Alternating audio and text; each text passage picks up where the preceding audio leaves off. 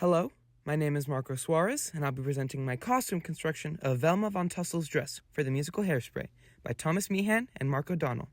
This piece contains no asterisks, and I proudly represent Troupe 0063.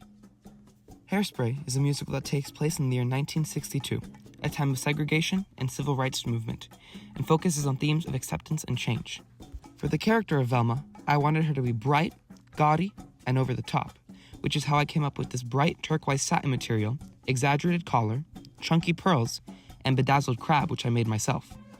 Velma is the snobby station manager for the Corny Collins Show, a fictional dance TV show in the musical that she obsesses over keeping segregated. She's the main antagonist, representing outdated views and the vein of beauty. In the show, she has a big musical number called The Legend of Miss Baltimore Crabs, where she recounts the time she won a beauty pageant by sleeping with the judges, and she was crowned Miss Baltimore Crabs, 1945.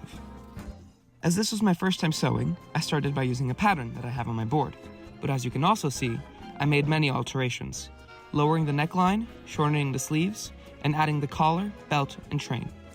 For my inspirations, I looked at vintage 1950s and 60s sewing patterns and magazines. I started working on my costume back in August, because I wanted to take time to bring something to competition that showed the best of my ability.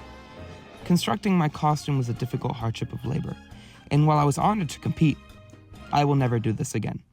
Seeing how hard it was to work on a tech piece as complicated as this showed me truly how talented the people who work on this full-time are. I'm honored to have been awarded a top honor score, and hope you will take into consideration my costume to represent District 8's best tech piece. Thank you.